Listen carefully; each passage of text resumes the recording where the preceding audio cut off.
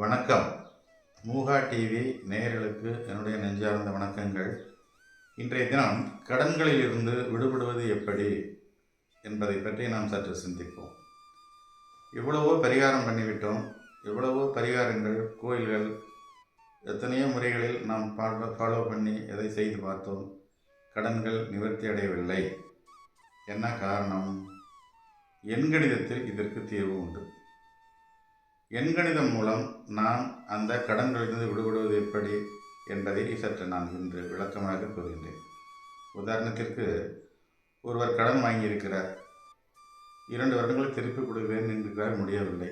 தொடர்ந்து அவருடைய வாழ்க்கையில் பல வருடங்கள் இதிலிருந்து தீர்வு கிடைக்கவில்லை. என்ன காரணம்? உதாரணத்துக்கு, விதி எண், பிறவி எண் இரண்டையுமே கணக்கில் சூட்சமன் எடுத்துக்கொள்ள வேண்டும்.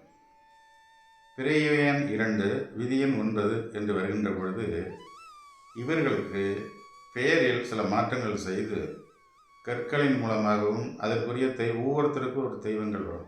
அதன் மூலமாகவும் இந்த கடன்களிலிருந்து நாம் விடுபடலாம். இதற்கு என்ன காரணம்? ஆரம்பத்தில் ஏதோ ஒன்று வாங்கி விடுகிறோம், திருப்பி செலுத்துவதற்கு கஷ்டப்படுகிறோம். காரணம் என்னவென்றால், அவர்கள் பெயர் நியூமராலஜி படி அமையவில்லை என்றுதான் பொருத்தம். இப்போ இன்ஷியலுக்கும் பெயருக்கும் பொருத்தங்கள் கண்டிப்பாக அமைய வேண்டும். உதாரணத்திற்கு, 2ஆம் தேதி ஒருத்தர் அந்த கடனிலிருந்து விடுபடுவது எப்படி என்பதை நான் இன்று சொல்லுகின்றேன். திருப்பி அந்த கடனை செலுத்துகின்ற தேதியை குறித்து கொள்ள வேண்டும். 1 வருகின்ற தேதிகளும் 10, 27 என்று வருகின்ற தேதிகளில் நாம் திருப்பி அந்த கடனை செலுத்தக்கூடாது. 1ஆம் எண்ணும் 9ஆம் எண்ணும் இணைகின்ற பொழுது ஒரு வகையான ப்ரெஷர் ஏற்படுத்தி அந்த கடனை அடைக்க முடியாமல் செய்துவிடும்.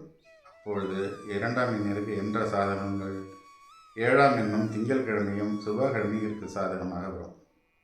அதே நேரத்தில் சூட்சம கணக்குகளும் ஒத்துழைக்க வேண்டும். சூட்சம கணக்கு, அதிசூட்சம கணக்கு என்று 2 வகையாக பிரிக்கப்படும்.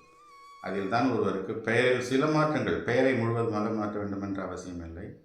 ஓரிரு எழுத்துக்கள், அப்பாவுடைய பெயரோ அம்மாவுடைய பெயரோ குலதெய்வம் பெயரோ, இதில் நாம் கணக்குகள் செய்து முறைப்படி நம்ம இதை ஃபாலோ பண்ணுகின்ற பொழுது இதனுடைய வெற்றிகள் நிச்சயம் குவியும்.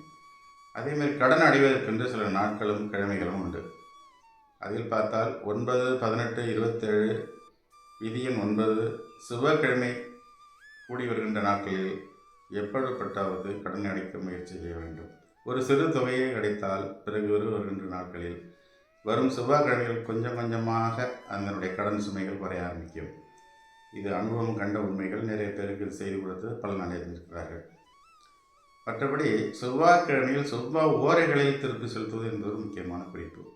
குளிகன், இது மாதிரி எல்லாம் கணக்கில் எடுத்துக்கொண்டு சிறு தொகையை எடுத்து முதலில் வைத்து கொள்ள வேண்டும். சாதாரண நாட்களில் வருகின்ற குளிகன், செவ்வாய் ஓரைகளில் சிறு சிறு தொகைகளை எடுத்துக்கொள்ள வேண்டும். மயிலாடுதுறை அருகே வைத்தீஸ்வரன் கோயில் என்று ஒரு ஸ்தலம் உள்ளது.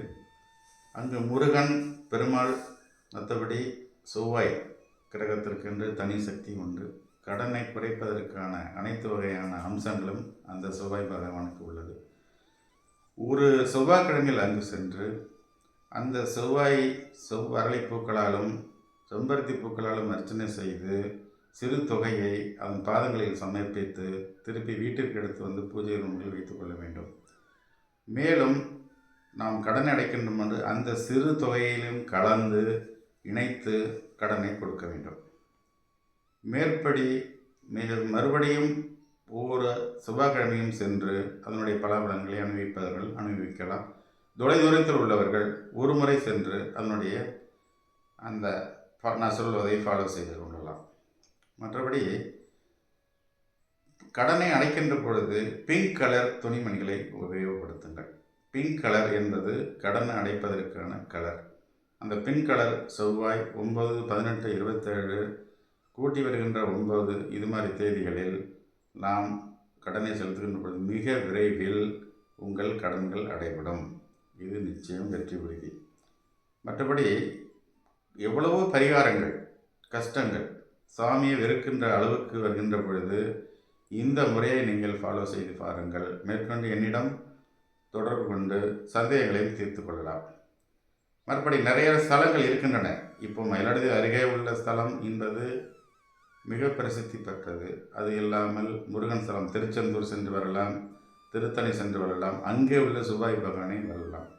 எப்படி இருந்தாலும் செவ்வாய்க்கிழமை இரவு முருகன் படத்தை வைத்து 9 வகையான செம்பருத்தி பூக்களை வைத்து தக்காளி சாதம் வைத்து அதை படையல் செய்து அன்று இரவு வீட்டில் உள்ளவர்கள் வேறு எதுவும் சாதங்கள் சாப்பிடாமல் இதை மட்டும் உணவாக உட்கொண்டு வர வேண்டும்.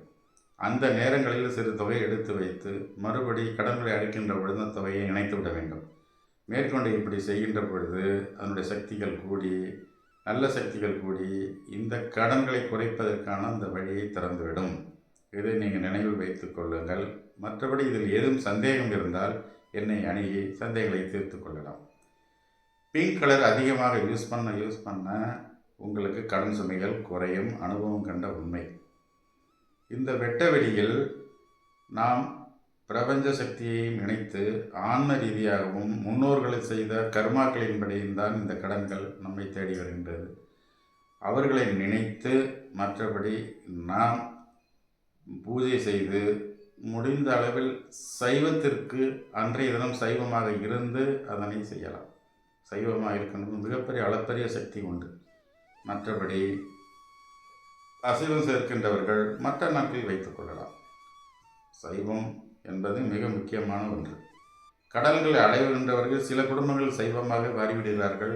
பிறகு சைவமாக மாறி கடமை என்ற தொல்லையிலிருந்து அவர் சிக்கிக்கொள்வது இல்லை. வள்ளலாரின் கூற்றுப்படி கடன்கள் என்பது ஒரு வகையான அசைவ உணவுகளின் சக்தி தான் என்று சில இடங்களில் குறிப்பிடுகின்றார்.